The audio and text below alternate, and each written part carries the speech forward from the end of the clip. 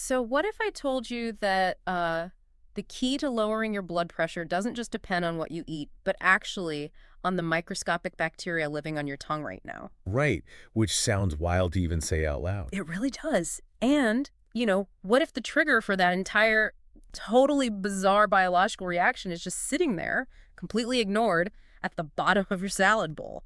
Yeah, it's true. I mean, it's usually just the green stuff you push to the side to get to the main course. Exactly. A garnish, just a little pop of color draped over a slice of artisanal pizza. For a lot of people, it's practically the definition of an afterthought. We've all seen it. Good old arugula. But we really need to rethink this because today's deep dive is going to completely change how you look at the produce aisle. I certainly hope so. So, okay, let's unpack this. We are decoding a massive, comprehensive 2026 research brief from the My Whole Foods research team. Authored by Gregory David. Right, by Gregory David.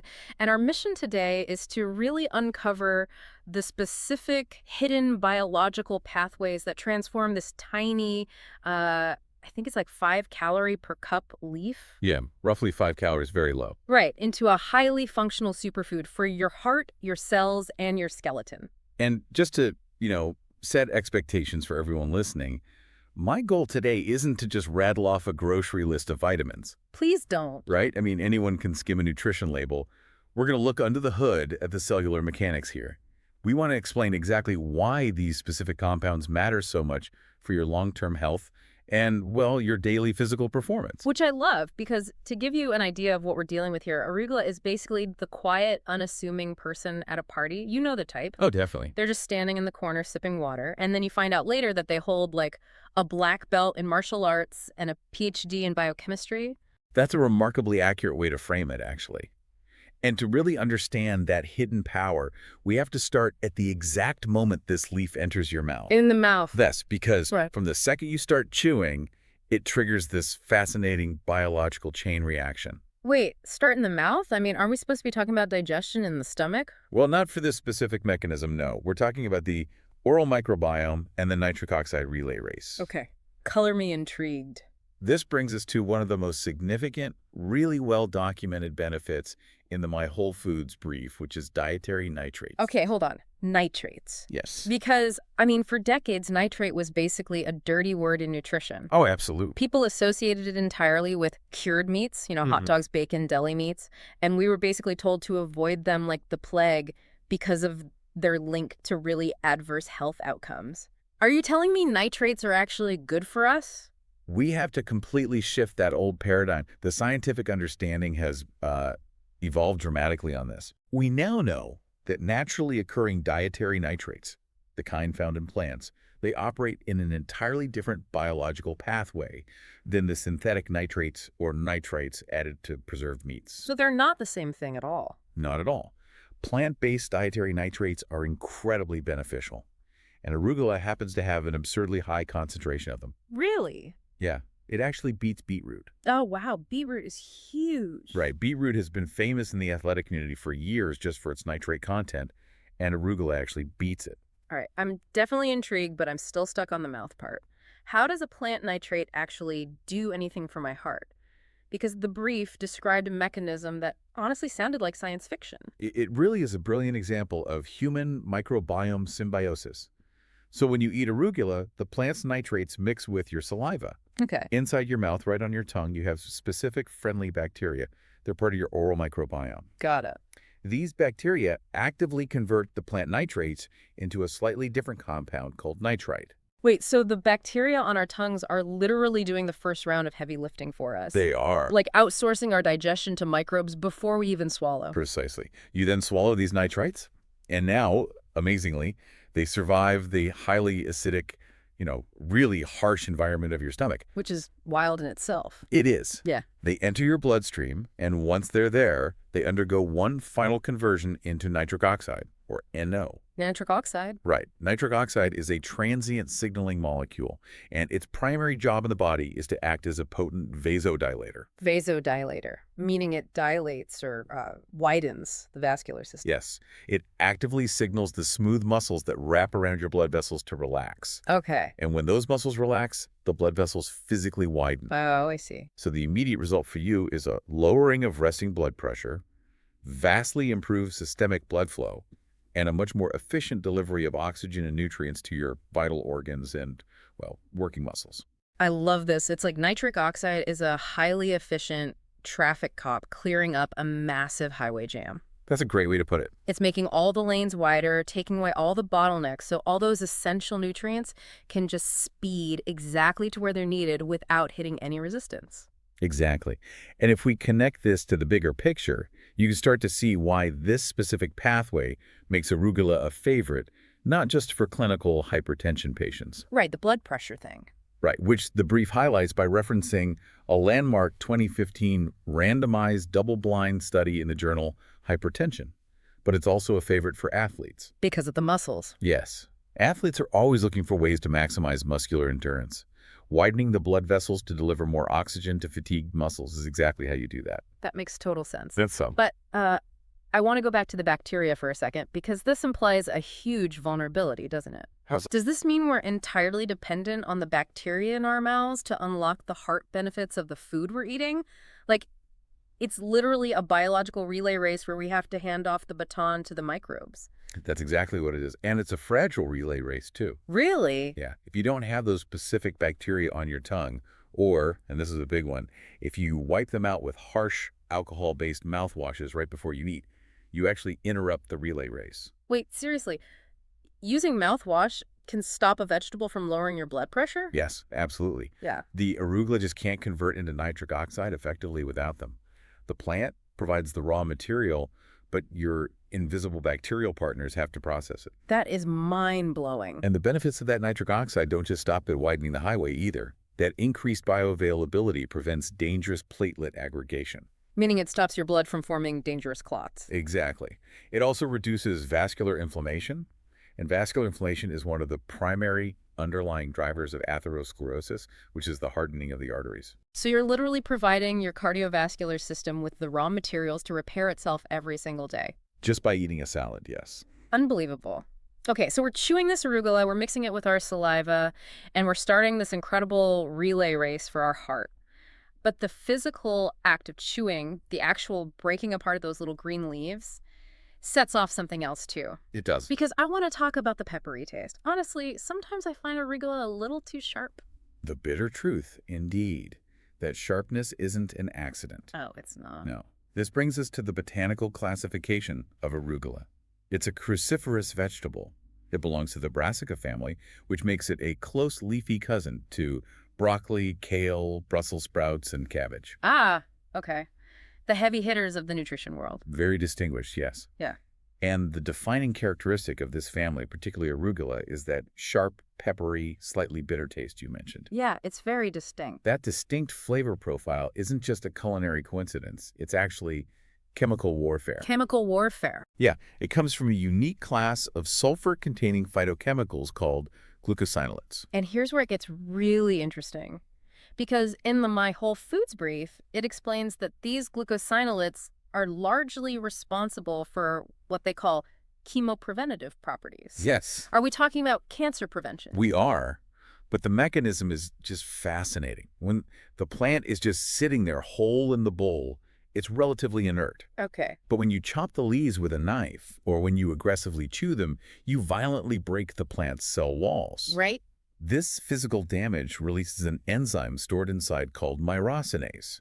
The myrosinase mixes with those glucosinolates we just mentioned and breaks them down into biologically active downstream compounds. Like what kind of compounds? Most notably things called isothiocyanates and indoles. Okay, let me make sure I'm wrapping my head around this. That sharp, peppery taste that hits my tongue. Yeah. Wait, is that literally the taste of cancer-fighting compounds being activated in real time in my mouth?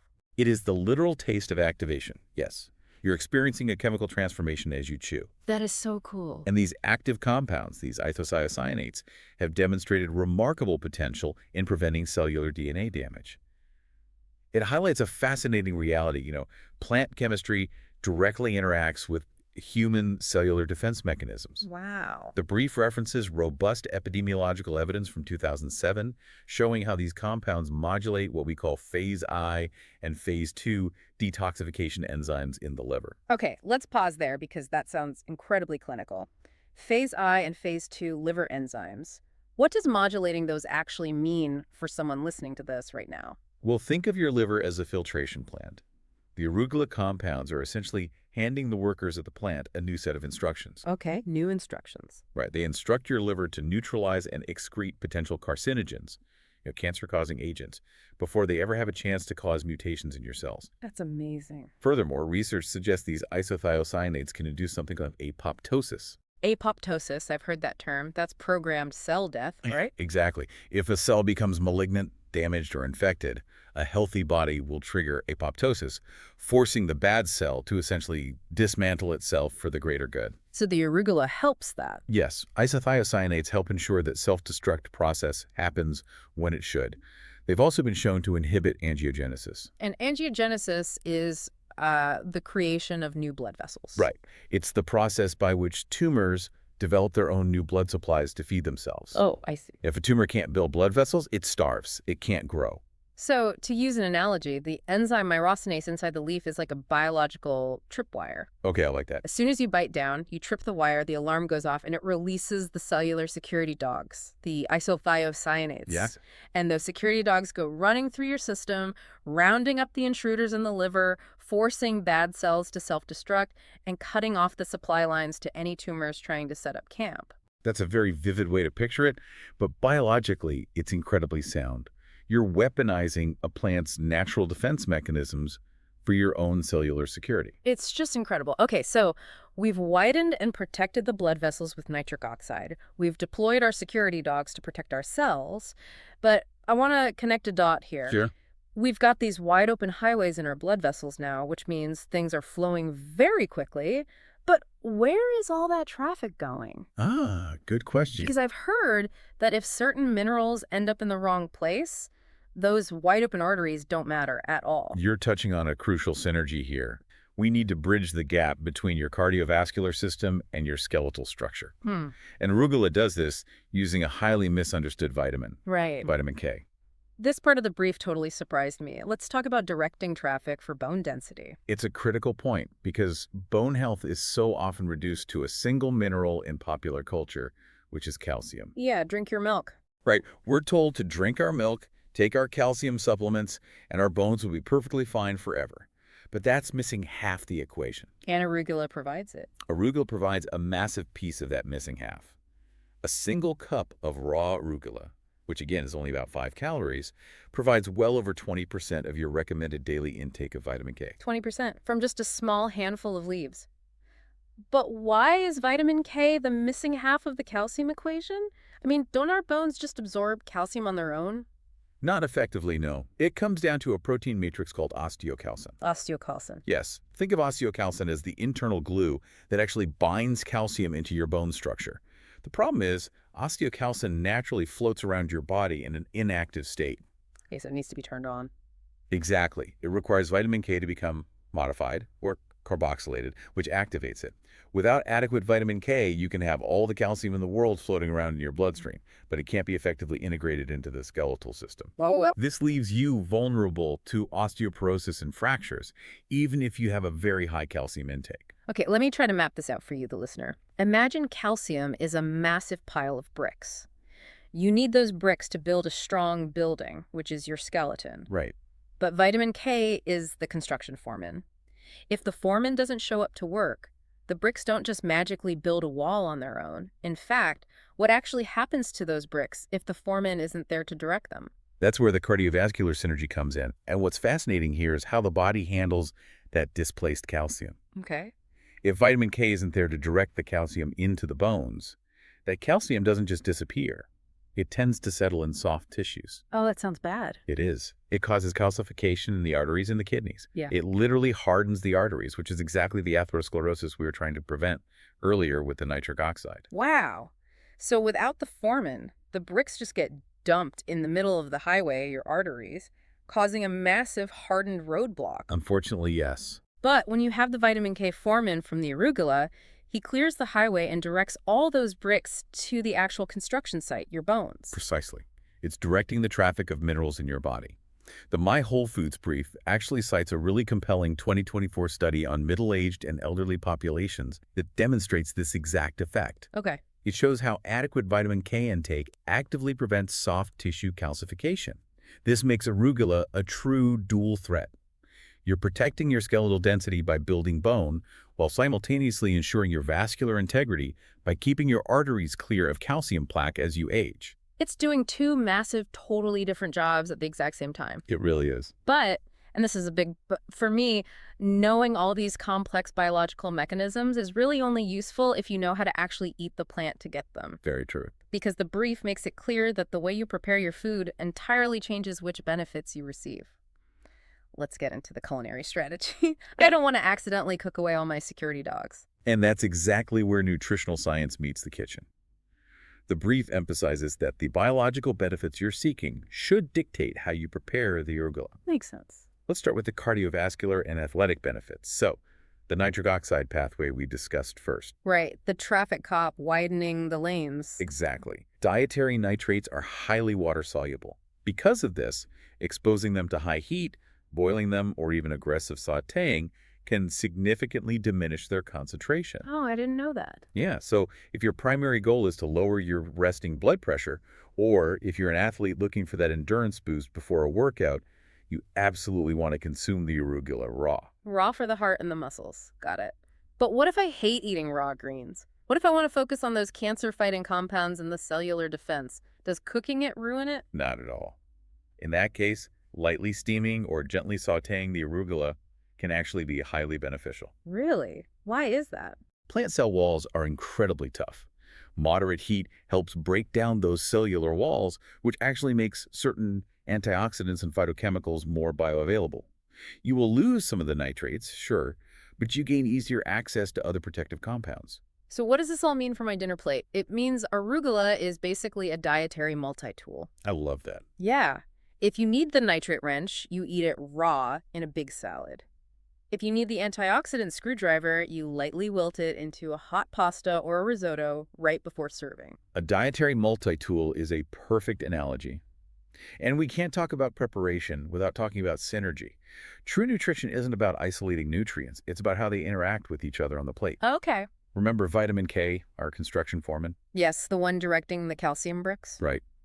Well, vitamin K is a fat-soluble vitamin. That means your body physically cannot absorb it effectively if there is no fat present in your digestive tract at the same time. Wait, really? Yes. If you eat a bowl of dry, plain arugula, you're essentially wasting a significant portion of that vitamin K. You must pair it with a healthy fat to unlock its potential. Which is why Mediterranean diets almost always pair bitter greens with extra virgin olive oil. Exactly. It isn't just a culinary choice for flavor, it's a biological requirement for absorption. You hit the nail on the head. Olive oil, or perhaps some sliced avocado or nuts. The fat acts as the carrier molecule, shuttling the vitamin across the intestinal wall. That is so cool. And the synergy goes even further than that. The brief specifically recommends tossing arugula in a lemon vinaigrette. Okay, why lemon? Because lemon provides vitamin C. Arugula contains plant-based iron, which is notoriously difficult for the human body to absorb compared to animal-based iron. Right. But the presence of ascorbic acid, which is vitamin C, drastically increases the absorption rate of that plant iron. It's like unlocking a series of sequential safes. The arugula has the iron and the vitamin K locked inside, but you need the olive oil to open the vitamin K safe, and you need the lemon juice to open the iron safe. That's the very essence of food synergy. Combining these whole foods unlocks their full biological potential in a way that isolated synthetic dietary supplements rarely can replicate. Wow. Whether you're blending it into a dairy-free pesto, folding it into a hot dish, or tossing it with a vinaigrette, the combinations are what truly matter. Okay, this has been an incredible journey.